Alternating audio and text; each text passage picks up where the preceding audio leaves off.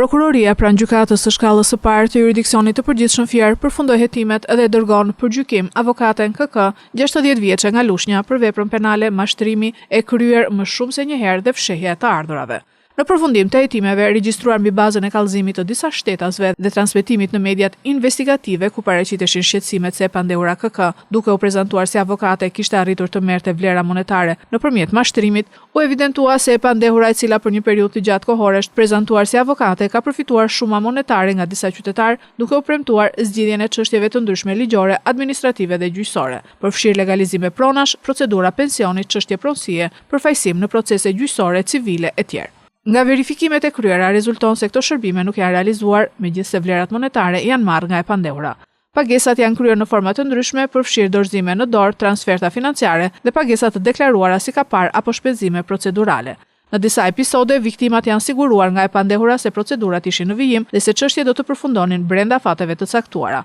Ndërkohë, që më pas komunikimi me ta është ndërprerë dhe nuk është dhënë asnjë rezultat konkret. Në raste të tjera, rezulton se janë dhënë informacione të pavërteta mbi ekzistencën e proceseve gjyqësore apo aplikimeve administrative të cilat pas verifikimit pranë institucioneve përkatëse nuk kanë rezultuar të janë bërë prej saj. Të mashtruar nga e Pandehura në këtë procedim janë evidentuar 8 shtetas, kryesisht qytetarë të Lushnjës dhe Fierit. Hetimi ka zbuluar gjithashtu se e Pandehura ka kryer veprime në dukje të një përfaqësimi ligjor në një kohë kur nuk kishte status aktiv për ushtrimin e profesionit të avokatit, si dhe ka përfituar të ardhura nga ky aktivitet pa i deklaruar ato pranë organeve tatimore. Nga të dhënat e administruara, rezulton se për disa vite ajo ka ushtruar aktivitetin ekonomik faktik, ndërkohë që figuronte me status pasiv në regjistrat tatimor, duke mos deklaruar të ardhurat e përfituara dhe duke shmangur detyrimet përkatëse tatimore.